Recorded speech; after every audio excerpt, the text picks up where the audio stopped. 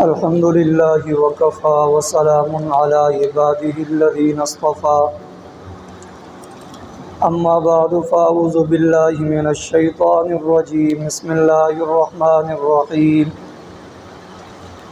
قل إن تخفوا ما في صدوركم أو تبدوه يعلمه الله ويعلم ما في السماوات وما في الأرض والله على كل شيء قدير يوم تجد كل نفس ما عملت من خير محضرا وما عملت من سوء تود لو أن بينها وبينه أمدا بعيدا ويحذركم الله نفسه والله رؤوف بالعباد صدق اللہ العظیم۔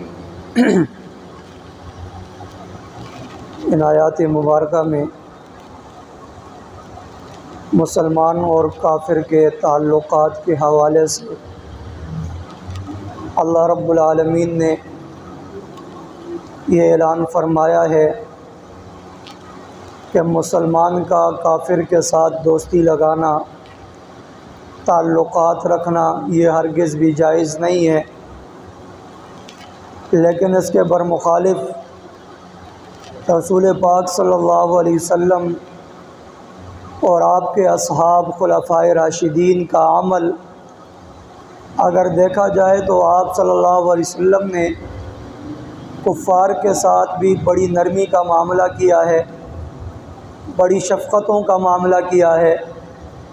اب آیت کے اندر اور آپ کے افعال کے اندر بڑا تضاد ہے، تو کسی بھی دو لوگوں میں یا دو قوموں کے اندر اتفاق اور اتحاد کی چند صورتیں ہوتی ہیں، اور اسی آیت کو سامنے رکھ کر بہت سارے کفار یہ بات کہتے ہیں کہ دیکھو جی قرآن میں تو بڑی سختی ہے کہ کافروں کے ساتھ کسی قسم کا تعلق مت رکھو، یہ بڑا سخت مذہب ہے، دہشت گردی والا مذہب ہے، فلاں ہے، یہ ہے، وہ ہے۔ لیکن قرآن مجید کی مختلف آیات مختلف جگہوں پر ان کے مختلف اصول ہوتے ہیں۔ کسی بھی دو آدمیوں کے درمیان ان کے آپس کے اتفاق کی چند وجوہات ہیں۔ پہلی وجہ یہ ہے کہ کسی کے ساتھ محبت ہوتی ہے، دلی دوستی ہوتی ہے، دلی یارانہ ہوتا ہے۔ اب یہ دلی دوستی، دلی یارانہ کسی کافر کے ساتھ رکھنا ہرگز بھی جائز نہیں ہے، چاہے وہ جس قسم کا کافر ہو، وہ اہل کتاب میں سے ہو یا اہل کتاب سے ہٹ کر زندیق میں سے ہو، کسی کے ساتھ بھی دلی محبت رکھنا یہ مسلمان کے لیے جائز نہیں ہے کہ فلاں کافر کے ساتھ مجھے بڑا پیار ہے، مجھے بڑی محبت ہے۔ یہ جملہ کسی کافر کے لیے کہنا ہرگز بھی جائز نہیں ہے۔ دوسری صورت ہوتی ہے معاملات کی، کہ ہم کسی کافر کے ساتھ معاملات کر سکتے ہیں یا نہیں۔ تو کسی بھی کافر کے ساتھ معاملات کرنے کے اندر کسی قسم کی قباحت نہیں ہے، ہم ان کے ساتھ معاملات کر سکتے ہیں، لیکن چند قسمیں جو علماء نے لکھی ہیں ان میں سے پہلی قسم دارالحرب کے وہ کافر جو مسلمانوں کے ساتھ لڑتے ہیں، جو مسلمانوں کو نقصان پہنچاتے ہیں، ایسے کافروں کے ساتھ لین دین کرنا، معاملات کرنا ہرگز بھی جائز نہیں ہے۔ اور دوسرے وہ جو زندیق ہیں۔ اب زندیق کس کو کہتے ہیں؟ کہ جو ہوں کافر لیکن اپنے آپ کو مسلمان کہیں، اپنے غلط عقیدوں کو صحیح عقیدہ بتائیں، ان کو زندیق کہا جاتا ہے۔ ایسے زندیق کے ساتھ بھی معاملات کرنا جائز نہیں ہے۔ جیسے آج ہمارے دور میں قادیانی ہیں یا اہل تشیع حضرات ہیں، یہ باوجود اپنے کفر پر رہ کر بھی اپنے آپ کو مسلمان کہتے ہیں، تو یہ زندیق کا درجہ رکھتے ہیں، ان کے ساتھ معاملات کرنا جائز نہیں ہے۔ اس کے علاوہ یہودی ہیں، وہ اپنے آپ کو مسلمان نہیں کہتے، عیسائی اپنے آپ کو مسلمان نہیں کہتے، ہندو اپنے آپ کو مسلمان نہیں کہتے، سکھ مسلمان نہیں کہتے، ان کے ساتھ معاملات کرنے میں کسی قسم کی حرج نہیں ہے، ان کو اپنے پاس نوکر رکھو یا جا کر ان کے پاس نوکر بن جاؤ، دونوں صورتیں جائز ہیں۔ لیکن جو زندیق ہیں یا دارالحرب کے وہ عربی کافر جو مسلمانوں کے ساتھ لڑتے ہیں، نقصان دیتے ہیں، ایسوں کے ساتھ معاملات کرنا جائز نہیں ہے۔ اور تیسری صورت یہ ہے کہ ان کے ساتھ حسن سلوک کرنا، اچھائی کرنا، غمخواری کرنا، ہمدردی کرنا، یہ کسی بھی کافر کے ساتھ جائز ہے، لیکن اپنے ملک کے اندر ہو، دارالحرب کے اندر جائز نہیں ہے۔ اب میرا پڑوسی ہے کافر، اب پڑوسی کے حقوق جو میرے اوپر ہیں ہوں بے وجہ ان کے کافر ہونے کے، میں ان کے حقوق ادا کروں گا، ان کے ساتھ اس میں سلوک کروں گا، ان کے ساتھ نرمی کا برتاؤ کروں گا۔ میرے گھر میں کچھ پکے گا تو میں ان کے گھر میں دے کے آؤں گا، ان کے گھر سے کچھ آئے گا تو میں قبول کروں گا۔ یہ میرے اسلام نے، میرے دین نے مجھے سکھایا ہے کہ ہم ان کے ساتھ غمخواری کریں، ہمدردی کریں، اور یہ غمخواری، یہ ہمدردی صرف اس نیت سے ہو کہ شاید میری اس ہمدردی سے یہ جو ہے اسلام کے اندر آ جائے، یہ دین کے اندر آ جائے، یہ اچھائی کی طرف آ جائے۔ میری اس غمخواری، اس ہمدردی کا مقصد صرف یہ ہونا چاہیے، اس کے علاوہ نہیں۔ حدیث پاک ابن ماجہ میں ہے، من احب للہ وابغض للہ فقد استکمل الایمان، کہ جس نے محبت کی اللہ کے لیے، جس نے محبت اور نفرت کی اللہ کے لیے، اس کا ایمان مکمل ہے۔ اس لیے کہ مسلمان یہ عام جانوروں کی طرح نہیں ہے، نہ جنگل کے اندر پیڑ پودوں گھاس کی طرح ہے کہ پیدا ہوا، بڑا ہوا اور پھر جو ہے یہ مر کے ختم ہو گیا۔ انسان کی زندگی کا ایک مقصد ہے، اللہ نے مسلمان کو ایک مقصدی زندگی دی ہے۔ وہ مقصدی زندگی کیا ہے؟ قل ان صلاتی ونسکی ومحیای ومماتی للہ رب العالمین، کہ نبی کہہ دیجئے میری نماز، میری قربانی، میری زندگی، میری موت سب اللہ کے لیے ہے۔ جب میری زندگی کا ایک مقصد ہے تو پھر میں اپنی زندگی کو مقصدی بناؤں، اور مقصد ہے اللہ کی اطاعت، اللہ کی فرمان برداری۔ اب اللہ رب العالمین کا یہ حکم ہے کہ جو تیرا دشمن ہے تو اس کے ساتھ یاری مت لگا۔ میرا دشمن کون ہے؟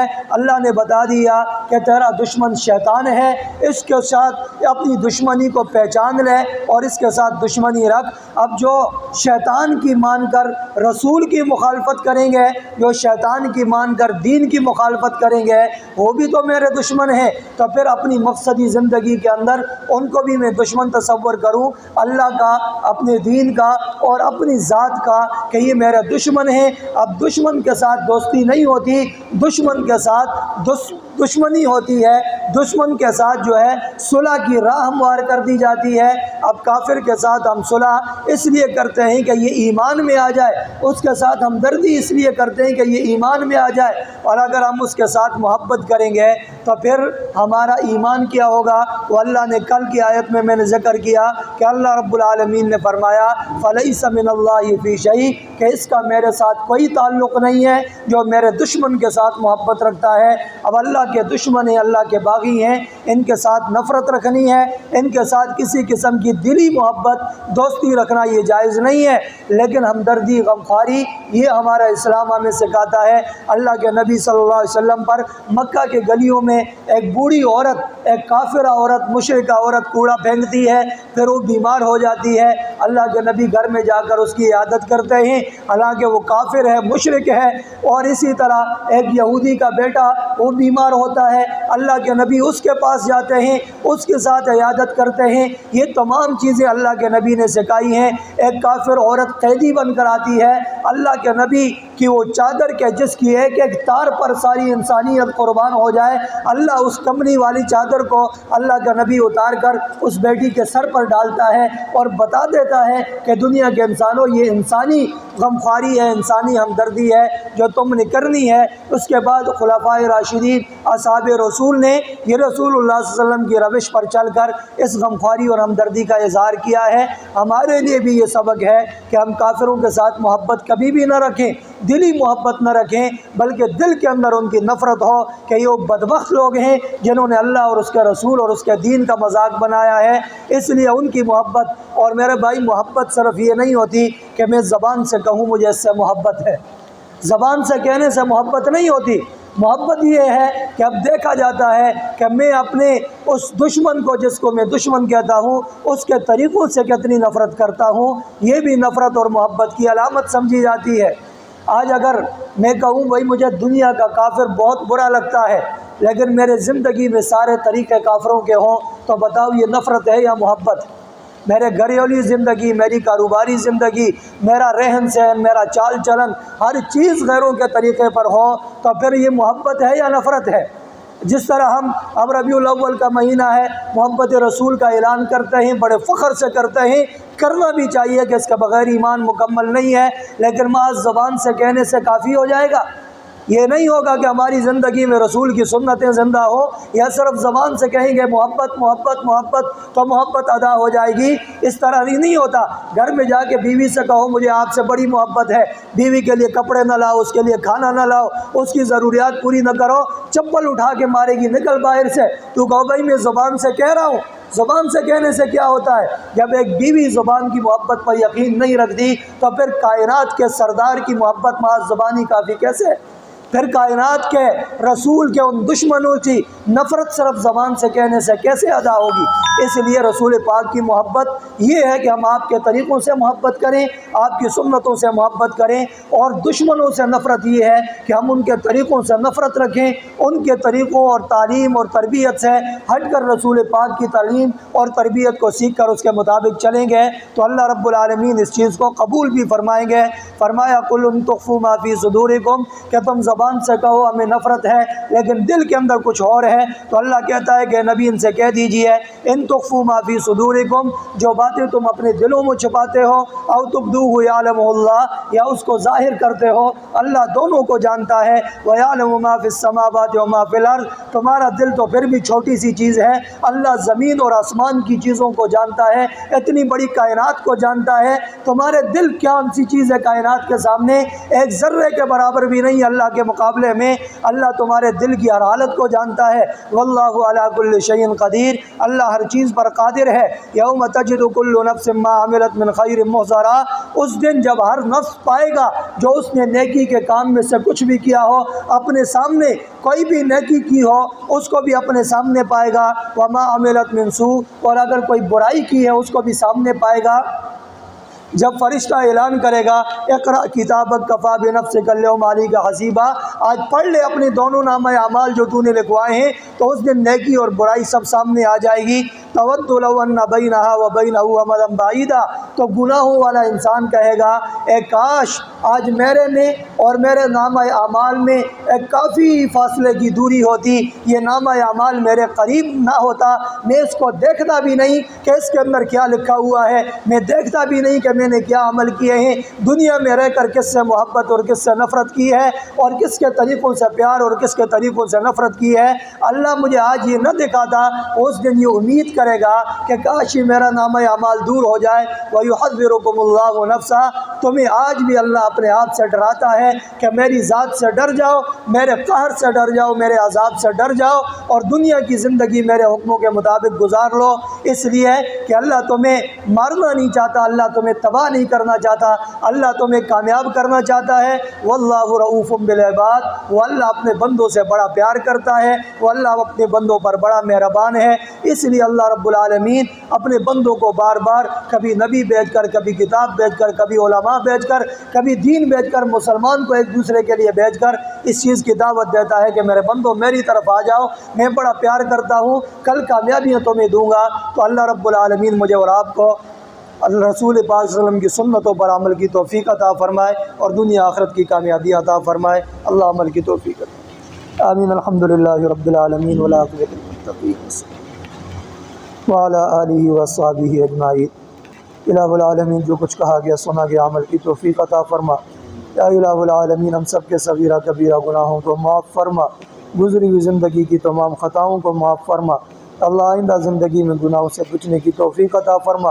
اللہ جتنے مسلمان ہمارے عزیز و اقارب، رشتہ دار، والدین، اساتذہ کرام دنیا سے رخصت ہو گئے، مولا کریم سب کی کامل بخشش فرما۔ اللہ جو حیات ہیں اللہ مجھ سمیت سب کو صراط مستقیم کی ہدایت عطا فرما، پوری امت مسلمہ کے حالات پہ رحم فرما۔ الہ العالمین نبی پاک صلی اللہ علیہ وسلم کی ذات سے، آپ کے طریقوں سے محبت اور عقیدت و احترام اور آپ کے طریقوں پر چلنے کی توفیق عطا فرما۔ اللہ اپنے اور اپنے رسول اور مسلمانوں کے دشمنوں سے نفرت اور ان کے طریقوں سے نفرت کرنے کی توفیق عطا فرما۔ وصلی اللہ علی النبی الکریم محمد وعلی آلہ وصحبہ اجمعین برحمتک یا ارحم الراحمین۔ جزاک اللہ خیر۔